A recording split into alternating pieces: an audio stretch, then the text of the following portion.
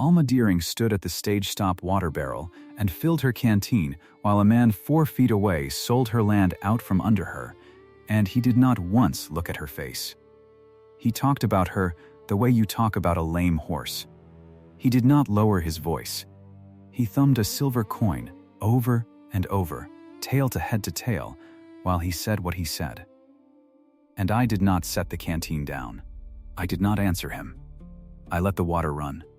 His name was Harlan Roper. He bought cattle for men back east, and he priced land by the grass on it, the old way, the open range way. He turned to the stage driver, a man named Ezra Coyle, and he said it plain, in front of the whole bench. She won't last one winter on that section. Creek bottom floods. Won't hold a plow. I'll buy the entry off her by spring for the price of a good saddle. 6 passengers sat on that bench and heard every word. The driver laughed.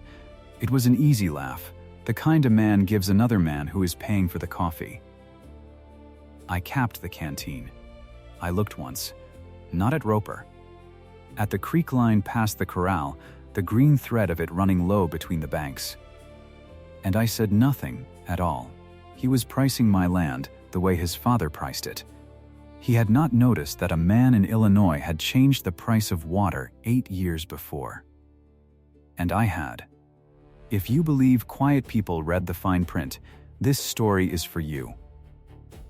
Before we go on, subscribe and comment the town you're watching from. I want to see how far this creek runs. Now let me tell you how it started. My husband and I came west on shares, which is a polite way of saying we came west owing money to men we'd never met. We had a wagon, 2 horses, a plow we never used, and a plan that died with him.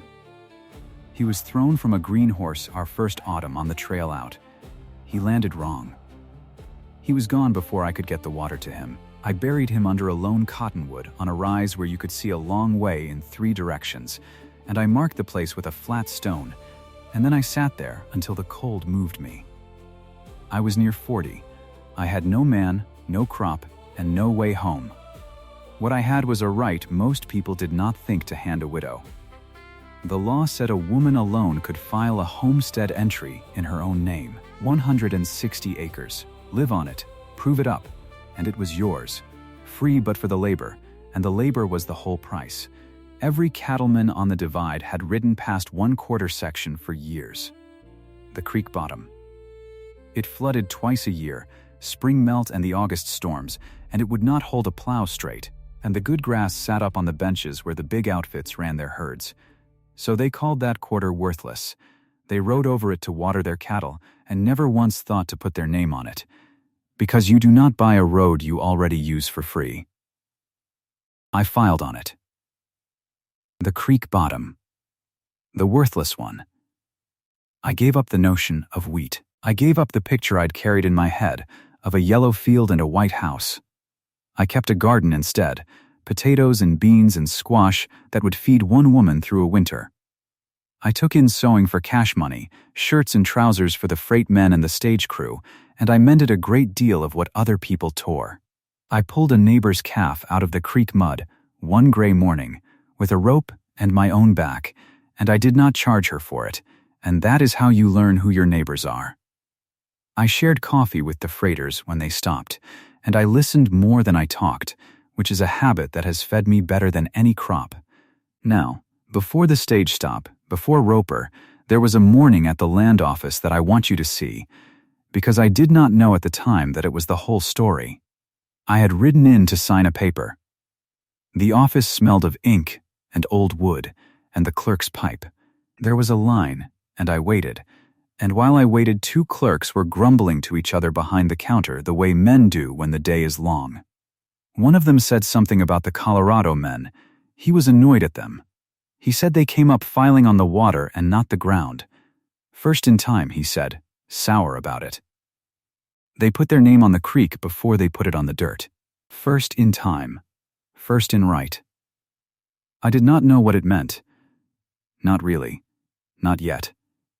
But the line lodged in me the way a seed lodges in the tread of a boot, and it rode home with me, and it waited. First in time. First in right. Now, the stage stop. It was late in the fall, the light already thin by mid-afternoon, and I had walked in for the mail and to fill my canteen at the barrel, and that is when Roper said his piece to Ezra Coyle in front of 6 paying witnesses. I have already told you what he said. What I have not told you is what I did when I got home. I had a book. It was cloth-bound, gray, the cover soft as a washed rag from handling. My husband had kept accounts in it once, and after him, I kept my own. In it, I wrote the date. I wrote where I was standing and who spoke, and the words he used, as near exact as I could hold them. I did not write it in anger. My hand was steady. I wrote it the way you write down a debt somebody owes you, so that later, when they say they never owed it, you can turn to the page. Keep a book. That is the first thing. When a man wrongs you where witnesses can see, you write down the date, because the date is the one thing he cannot argue with later. The wire came through a few weeks after. A drummer worked the country off a flat wagon, selling the new barbed wire, the Glidden kind. Coiled up in spools that gleamed dull in the light. He unrolled a length and ran his thumb along the barbs and gave his pitch, how it would turn a bull, how one man could fence what took 10 men to herd. The ranchers up on the benches waved him off. They had all the grass in the world and no wish to close it in. Wire was for farmers, they said, for the ones who plowed. Open range was a birthright, and you do not fence a birthright. But I stood at the back of that little crowd and I did the arithmetic no one else was doing. Grass is worth nothing without water. Say that slow. Grass is worth nothing without water. A steer can stand on the finest grass on the divide, and it will still walk itself thin to reach a drink. There were 11 outfits running cattle on that range, and the good grass sat up on the dry benches, and the only live water between the divide and the river ran through the bottom of 1/4 section. Mine, wire changed what my creek was. Before the wire, my creek was a ford, an open crossing that everyone used and no one owned. Because you cannot own a thing you cannot close. But wire could close it. Wire could turn my ford into an edge. A lawful edge, around my own filed land, my own 160 acres, that I had every right in the world to put a fence around. I did not say a word of this to the drummer. I bought 1 spool on credit at the general store, and the storekeeper wrote it in his book, and I carried it home in the wagon like it was flour. 1 spool. It was the beginning of a fence that would take me 2 winters to build, and I knew it the day I bought it. Merritt Vane's men found the first 1/4 mile of it about a month later. Vane ran the biggest outfit on the divide. Cattle scattered from the breaks to the far ridge, and he held the old idea the hardest. The creek had always watered his range. Always, to his mind that made it his, though his name was on no paper anywhere near it. His riders came in the night and cut my new fence. Not all of it, just enough. They snipped it in a dozen places and left the wire curling in the grass, and they left no note, because a note would have been a courtesy, and there was no courtesy in it. I found it in the morning. Cold wire, cold ground, my month of work laid open. I did not ride to Vane's, I did not shout at anybody, I mended it. Every cut, one at a time, my fingers stiff in the wind, and when it was whole again I did a thing that mattered more than the mending. I wrote a notice. Plain words on a square of paper.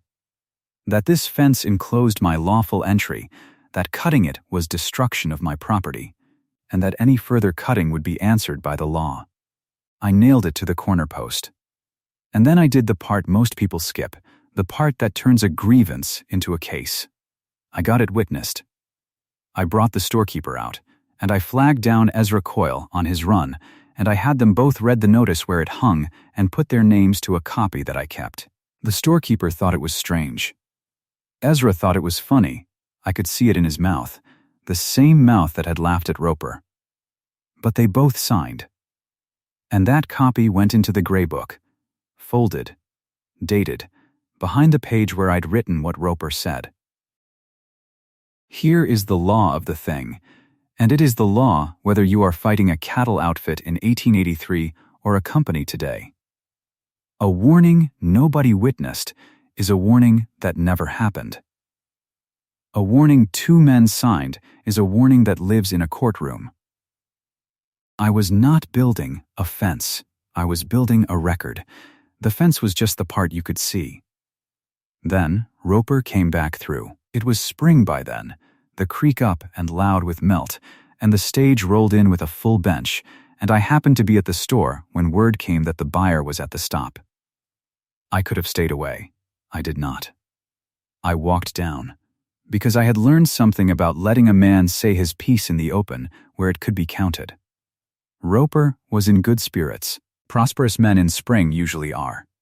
He saw me, and this time he did look at me, and that was worse, because looking at me was part of the performance. He had an audience on the bench, and he meant to give them their money's worth. "Mrs. Deering," he said, "warm as you please. I've been thinking about your situation. A woman alone, that hard section, another winter coming eventually. I'd like to do you a kindness." He took out his roll. He counted bills onto the barrelhead, slow, so everyone could see each one land. $11.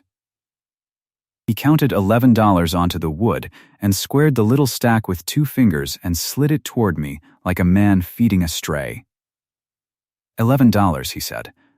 "I'll take the entry off your hands, save you the trouble of proving up on ground that won't grow anything but flood. Call it a mercy. $11. I want you to understand what that number was. It was less than I had already spent filing the claim. It was less than the proving costs still ahead of me. It was less than the wire in the fence he did not know I was building. He was not offering to buy my land.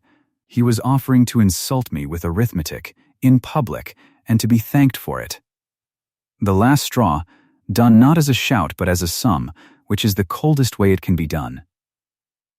The bench watched. Ezra watched. I looked at the little stack of bills on the barrelhead, and I did not touch it. I picked up my canteen. I filled it at the barrel, unhurried, the way I had the first time, and I capped it. And then I said the one thing I said. Quiet, so they had to lean in to catch it. "Keep it, Mr. Roper. You'll want it for the crossing fee." And I left the money sitting there on the wood, and I walked home. Nobody understood it. I watched Roper's face try to make sense of it and fail, and I watched him decide it was nothing, the confused pride of a woman who did not know when she was beaten. He laughed it off for the bench. Crossing fee. What crossing fee? He put his $11 back in his roll and thought no more about it, and that suited me down to the ground, because I did not need him to understand it yet. I only needed him to have heard it, in front of 6 people, where later it could be turned to. Then I went home, and I built fence. I want to tell you about the 2 winters, because this is the part nobody sees, and the part that was the real price. Anybody can say a sharp line at a stage stop. Not everybody can dig a post hole in December. I hauled cedar posts from the breaks, a wagon load at a time, the wood heavy and green and stubborn. I set them by hand. You dig the hole through frozen ground with a bar and a spade, and the top foot fights you like rock, and below that it is only cold, endless cold that comes up through your knees where you kneel. You set the post. You tamp it, layer by layer, stone and dirt, until it will not wobble. And then you walk 16 feet, and you do it again. 3/4 of a mile of creek. I did the sum once, and stopped doing it, because the number of holes was the kind of number that talks you out of starting. I strung the wire between with a stretcher and pliers, and I learned exactly how much a barb takes out of a bare hand before you learn to keep your gloves on. My gloves wore through at the palms, and I stitched them, and they wore through again. I worked in the short daylight, and came in after dark, and thawed my fingers over the stove until they burned, which is how you know they are not frostbit, when they burn coming back. Every cost went in the gray book. The spool of wire, so much. The next spool. The freighter's fee to bring the posts. The staples by the pound. I wrote it all down, not because I feared forgetting, but because a thing written down is a thing you have decided to finish. The book grew heavy with it. Between the pages of numbers sat the folded notice with 2 names on it, and the page where Roper priced my life at $11, and the page from the stage, Stop the First Fall. I did not complain. There was no one to complain to, and complaint does not set a post. On the coldest days, I would look up the rise to the flat stone under the cottonwood, and I would think about the man buried there, and I would go back to the wire. Grief and work are close cousins. They both keep your hands moving so your mind does not eat you. 2 winters. That is what the fence cost me. And somewhere in the middle of the second one, on a trip to the county seat to pay a fee, I did the thing that was worth more than all the wire on all the posts. I filed on the water. I remembered the clerk at the land office, sour, grumbling about the Colorado men, first in time, first in right. I asked at the county seat about it, careful, like a woman who did not want to look foolish, and I found it was true. You could file a formal claim on the water itself, on the right to take it and use it, and the claim ran by date. Whoever filed first held the senior right. The creek had run through that bottom since before any white man saw it, free for the taking, which meant nobody had ever taken it, which meant nobody's name was on it. Mine went on it. I filled out the appropriation on the creek, so many miners' inches, for stock and domestic use, dated and stamped and recorded in the county book, before a single cattle outfit on the divide had ever thought to ask whether water was a thing you could put your name to. That is the second law, and it is the one they never see coming. The thing everyone uses and nobody owns is the thing waiting to be owned. Free is not the same as unownable. Free just means the price hasn't been set yet, and the price gets set by whoever reads the rule first. I rode home with a paper folded in my coat that was worth more than my land, my garden, and every stitch I had ever sewed, put together. And nobody knew I had it. Vane's men cut the fence a second time before that winter broke. It was a dry spell, an early one, the snow thin and the creek already lower than it should have been for the season, and maybe some animal sense in those riders felt the water tightening and pushed them to it. They cut a long stretch this time, a real message, and they trampled the wire into the mud where it was hardest to recover. I mended it. Of course I mended it. But this time, when I nailed up the new notice, I changed the words. The first notice had been a warning about the fence. This one was about what came next.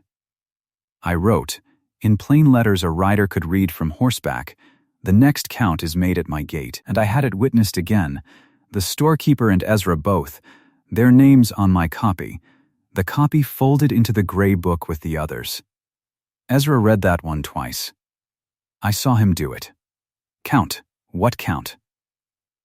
He did not ask, and I did not tell him, and he carried the puzzle of it back down the road, which was exactly where I wanted the puzzle to go, into the county's talk, so that later people would remember they had been told. Nobody understood that line either.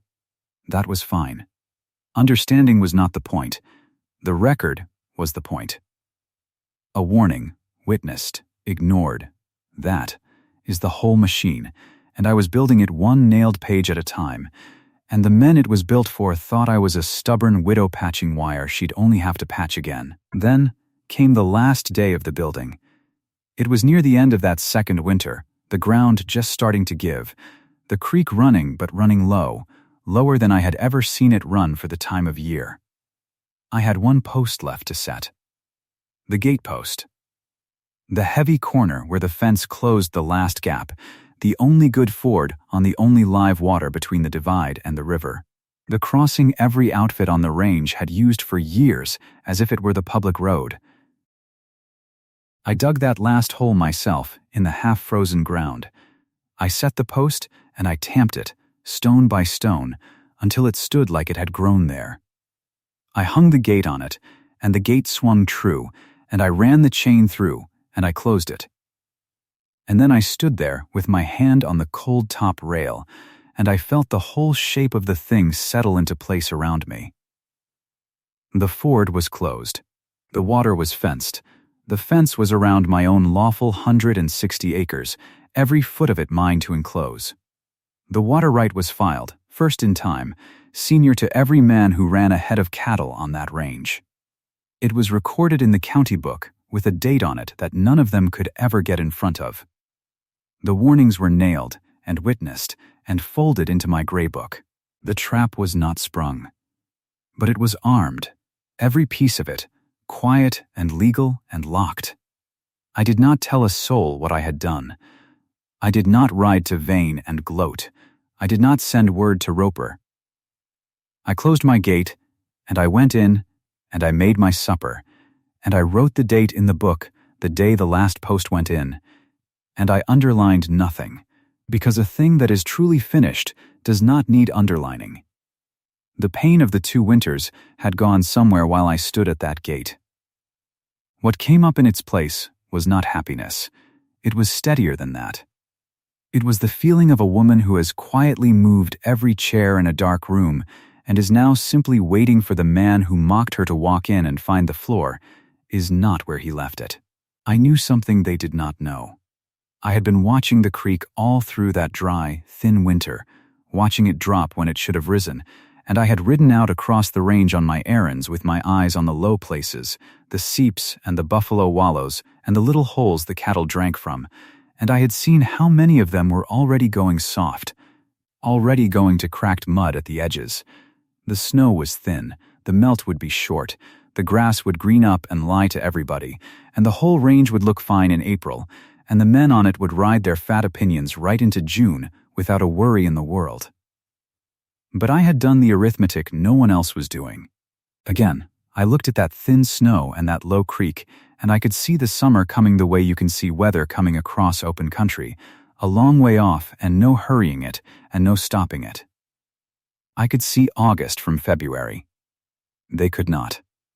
I latched the gate and I turned for the house, and behind me the water ran on in the dark, low and steady, through a ford that no herd on the divide could reach any more without coming through me first.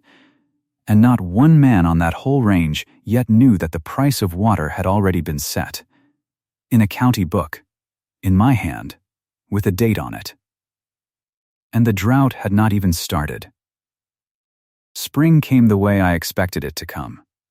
Green and convincing. The grass pushed up early along the south-facing slopes, and the creeks that usually ran thin by May were still carrying enough in April that a man could look at them and feel good about his prospects. I watched the riders from Vane's outfit move their stock up onto the high grass, and I said nothing to anyone. I sold eggs to the freight men. I mended shirts for the widow Roark. I put up 7 jars of rhubarb preserves, and 1 jar of something the rhubarb turned into that I cannot rightly name, and I stacked them in the root cellar next to the tally book that now had a water filing date written on the first clean page after the fence numbers. Merritt Vane's segundo rode by the gate in May, pleasant enough, touching his hat. I touched mine back. The gate stayed latched. He looked at it the way a man looks at a door he expects will open, and hasn't yet. Didn't ask. Rode on. A week after that, a young rider from some outfit I didn't know stopped at the county store the same afternoon I was there buying lamp oil. He'd seen the water appropriation notice I'd had the clerk post on the board. He read it twice, looked around the store, and laughed the short laugh of a man who has found something he considers a joke. Creek bottom woman filed on 12 inches of water, he said to no one in particular. The storekeeper, Hubert Pratt, looked at me. I was reading the label on the oil tin. I set it on the counter and paid for it and carried it out. Hubert told me later the rider had ridden on still laughing. I did not mind being underestimated twice. The first time was the stage stop, and that had cost them nothing yet. The second time was Roper's $11, and that had cost them the look on his face when he understood what a crossing fee was. The third time would cost them differently. June was dry, not alarmingly dry, just a little short of what the country needed, the kind of shortage a man on a fat horse in good grass doesn't bother to count. I was counting. The buffalo wallow out by the section corner went to mud by the 4th of July. I noted it in the tally book with the date and no comment. Facts do not require comment. They require dates. By the middle of July, I was selling eggs at the store same as always. I mended 2 shirts for the freighters and took my pay in coffee and a paper of needles. I greeted Vane's men at the gate when they rode by, and they greeted me, and none of us said the thing that was sitting in the country between us. The range still had water. Not much. A seep here. A tank there. A low pool and a coulee that a man could point his horse at and not think twice. So the men did not think twice. I thought about nothing else. A rider came through in late July, one of Vane's, a boy really, and he stopped at the store the same hour I was buying thread. He'd read the water notice on the board. He read it again while I stood there, moving his lips the way a man does over words he means to make small. 12 inches of water, the notice said, filed and recorded, first in time. He turned to Hubert Pratt and grinned. A widow put a paper on the crick, he said. You can't own running water. My daddy watered on that crick before she ever come out here. Hubert didn't answer him. Hubert looked at me. I was counting out pennies for the thread. I did not look up. The boy laughed the same short laugh the other one had laughed, the laugh they all seemed to be issued along with their spurs, and he went out and rode off, and the country got a little drier while he did it. I want you to understand I felt no anger in that store. Anger is a thing you spend. I was not spending. I was counting. Here is what I had decided, and I had decided it alone, at my own table, by lamplight, with the gray book open. When the day came, and it was coming, I could read it in the snowpack that never was, and the creek that dropped a finger's width a week. The men would come to my gate wanting water. And they would come with money. A dry man can always find money. He can borrow it off the men in the east, off the bank in the county seat, off next year. Money was the one thing that would not cost them anything they'd feel. So I would not take money. I would take yearlings. A head of cattle is not $1. $1 sits in a drawer and does nothing. A yearling eats grass and becomes a 2-year-old, and the 2-year-old becomes a cow, and the cow becomes a calf every spring for as long as the Lord allows. I did not want the thing that sat still. I wanted the thing that compounded. I would charge them so many head-watered, counted at my gate, by my hand, in my book, and I would be paid off the top of the drive, in the living animal, not the dead coin.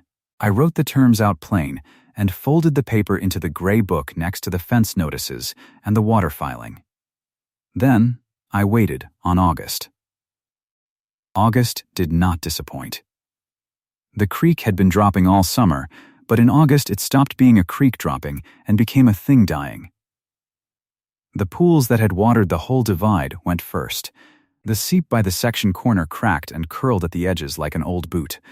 The coulee tank the riders pointed their horses at turned to a black glue that would trap a calf and hold it.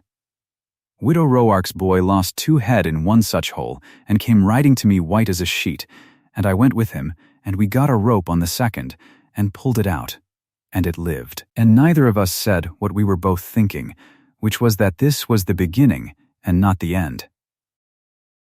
My own creek held. It held because I had never let it be trampled. 3/4 of a mile of it, fenced 2 winters, no herd allowed to break the banks down into mud, so the water that came ran clean in its channel and did not spread and bake and die. That is a thing nobody had counted on. The men who cut my fence thought I was hoarding water. I was not hoarding it. I was keeping it alive. Water that is fenced from 1,000 hooves stays water. Water that is open stays water for exactly as long as the last dry week, and then it is mud, and mud waters nothing. But even my creek was down. 12 inches became 8. 8 became a hand's breadth in the shallows. And my own 40 head, bought thin off the hard winter, grazed on grass that never got its June rain, began to fail at the low water. They would drink and still look poor. 2 went down in the second week of August and did not get up. Then, 3 more. I sat with them. There is no dignity I can give you about that. A woman who has fenced water for 2 winters, watching her own stock die 4 feet from the creek she owns, because the grass around the water gave out before the water did. I did not cry over them. I wrote the date. But I will tell you my hand was not steady when I wrote it. And then the fence. There was a wash below the middle of my line where the spring runoff had cut under a cedar post 2 years running. I'd braced it. I'd meant to reset it, and hadn't, because there is always a thing you mean to do and haven't. In the 3rd week of August, a mob of Vane's cattle, 40 or 50 head crazy with thirst, came down off the dry divide and smelled my creek through the wire. They pressed it. They pressed the sagging post in the dark, all that weight and thirst leaning on one bad cedar, and I heard it from the house, the low groan of the wire and the bawling. And I came out in my nightclothes, with the lantern and the tally book under my arm, which tells you something about what I thought was worth saving. The post was going. The staples were pulling. 16 feet of fence bowed inward under the animals like a sail, and behind it more were coming, and there was no man within 3 miles, and no law within 30. For the length of one breath, I understood that the water could simply be taken, that all the paper in my gray book weighed nothing against 50 thirsty steers and the dark. That first in time and first in right were words, and the wire was a thing, and the thing was failing. I put the lantern on the top rail where they could see it. I don't know why. Some notion that light was a kind of fence, too. I got my shoulder against the bad post and I held it, not because a woman can outhold 50 steers, she can't, but because holding is what I had. I held it. And I talked to them. Low, the way you talk to a green horse, and the wire cut my hand where I gripped it, and I did not let go. And the post held. Not because of me, because a cedar post set 4 feet deep by a woman who set it right 2 winters back does not give all at once, even a bad one. It leaned, and it held, and near dawn a coolness came into the air the way it does before the sun, and the cattle backed off the wire on their own to look for their own outfit, the way cattle do, and the pressure came off, and I was still standing there with a bleeding hand and a lantern gone out and the tally book dry under my arm. I reset the post that morning myself. Then I sat on my own top rail and waited, because I knew that what had come against the wire in the night would come against the gate in the daylight, and this time it would come with a hat in its hand. Widow Roark came first, but not to buy. She came at first light with her boy and a wagon, and behind her Sina Toomey rode up off her own dry quarter, and behind Sina 2 of the freighters I'd sewed for, men who'd drunk my coffee, and none of them said much. They didn't come to fight. There was nobody to fight. They came to stand along my fence in the daylight, so that whatever happened at my gate happened where the county could see it and carry it. Sina took one look at my hand and wrapped it without asking. Widow Roark set a pot of coffee on my step like it was a normal morning. It was not a normal morning. It was the morning the price of water changed on the divide, and they had come to witness it. And I have never in my life been so grateful for the plain company of people who do not need a thing explained to them. Merritt Vane came at mid-morning. He came the way I always knew he would, off the divide with his herd strung out, dying behind him, dust standing over the whole drive, the bawling you could hear a mile off.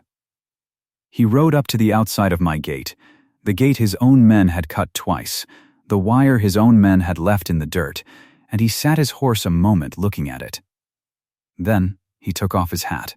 A man like Vane taking off his hat is a thing you feel in the ground. "Ma'am," he said, "my herd's dying."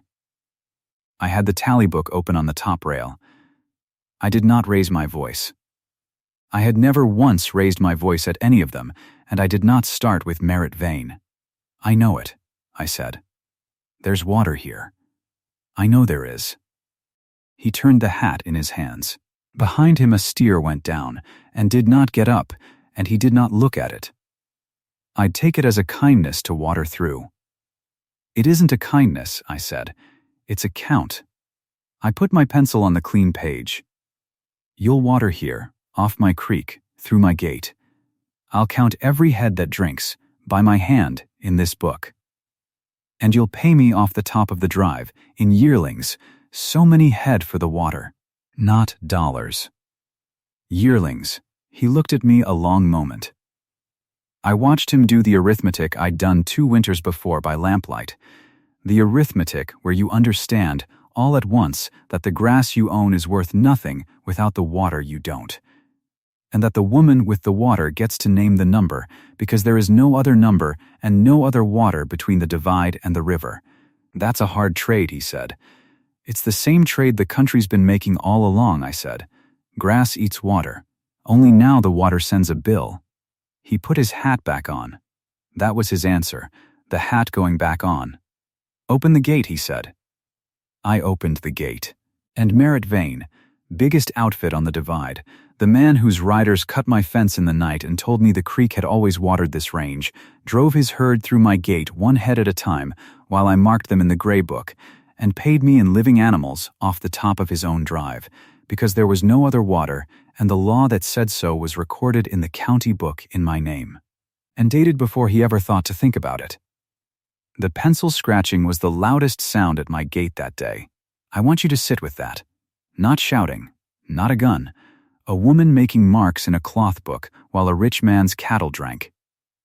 The second outfit came before Vane's dust had settled, because word runs down a dry country faster than water. I gave them the same terms.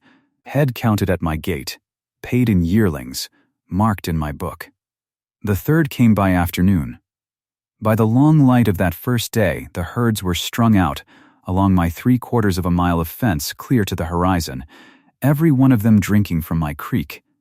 Every one of them counted through my one gate, which is the exact thing the whole country had told itself could never be owned. Free water. Always been free. They'd said it so many times they'd stopped hearing it. It had never been free. It had only been unpriced. There is a difference, and the difference filled my tally book that August. I raised the price on no one. I want that on the record too. The men who mocked me paid the same as the men who didn't. Vane, who cut my wire, paid the same rate as Widow Roark's boy, who I let water for nothing because his mother pulled at my heart and owned no cattle worth counting. The only condition, for every last one of them, was the count. At my gate.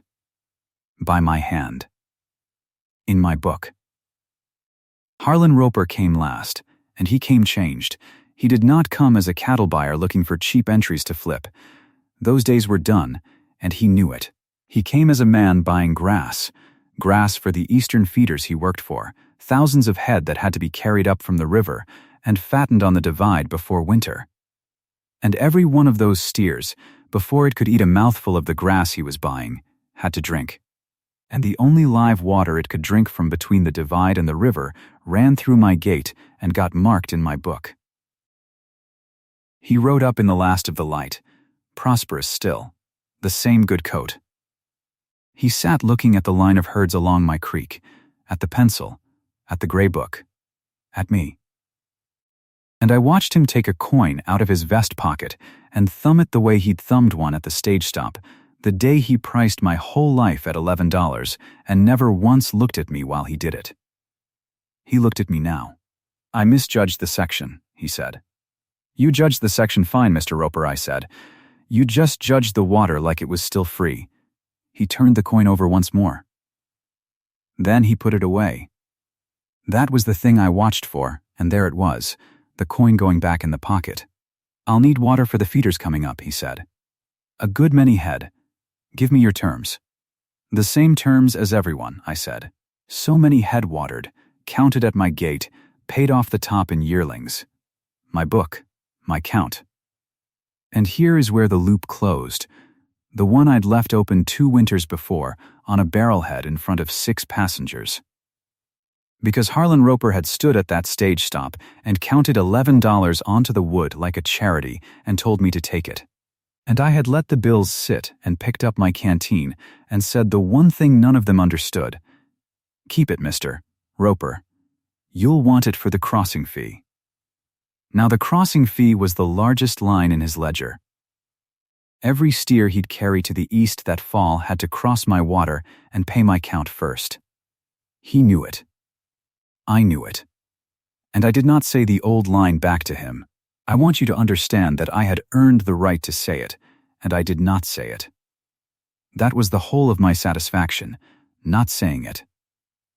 He asked for terms, and I gave him the same terms as everyone, no better and no worse, and to a proud man that sameness was the deepest cut I could have made.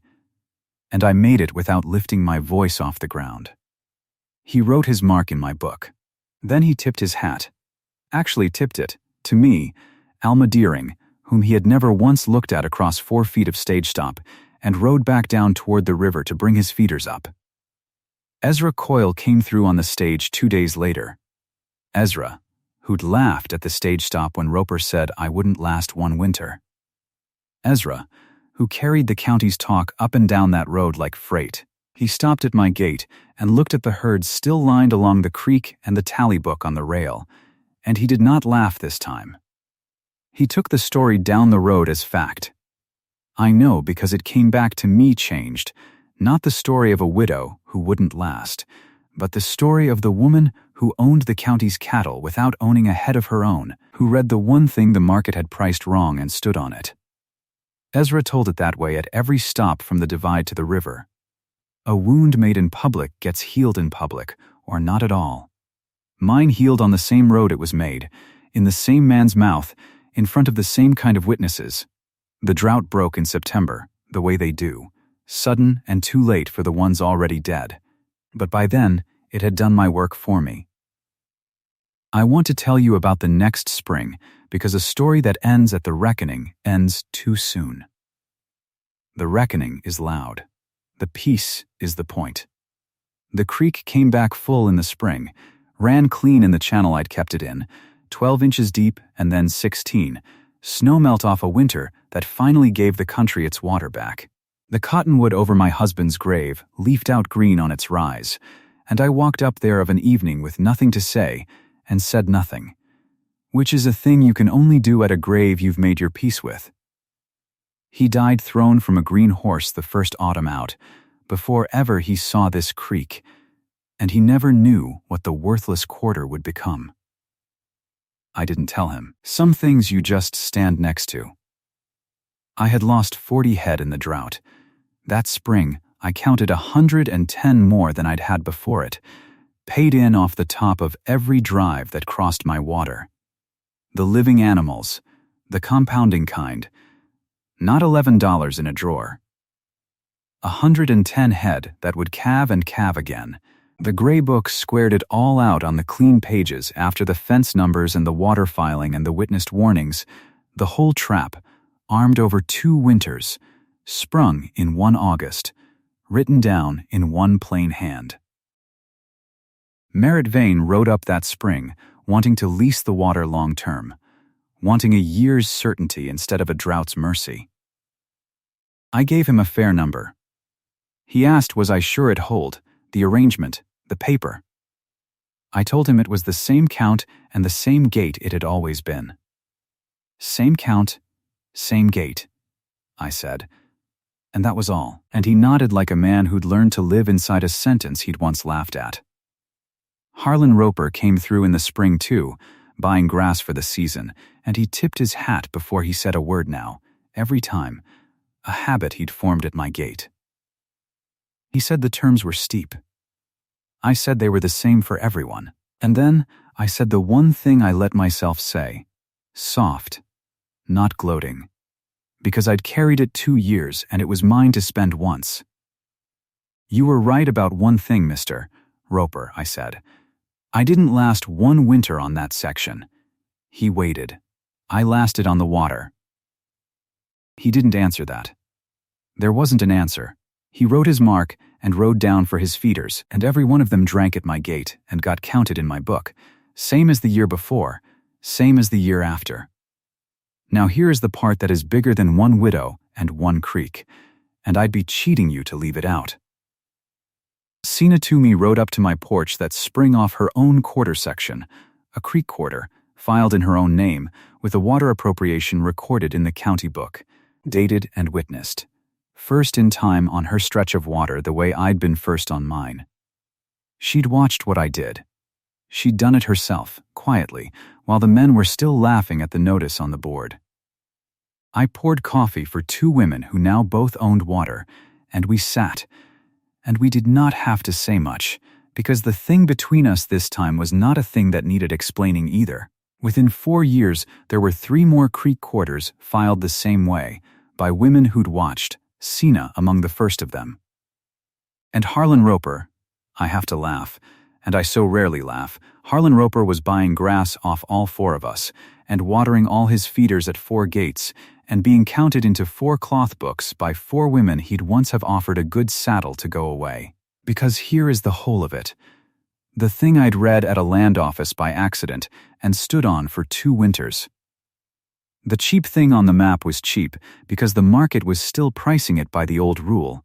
Grass was worth money, and water was worth nothing. Because water had always been free. Because the range had always been open. But a man in Illinois had made a wire that would hold a lawful edge, and a man in Colorado had made a law that said the water belonged to whoever filed on it first, and the day those 2 things came together, the price of water changed, and almost nobody noticed, because they were all still looking at the grass. I noticed. I filed. I fenced. I waited on a dry August that the snowpack promised, and no one else bothered to read, and when it came, I did not raise my voice, I did not raise a gun, I did not raise the price on a single man who'd wronged me.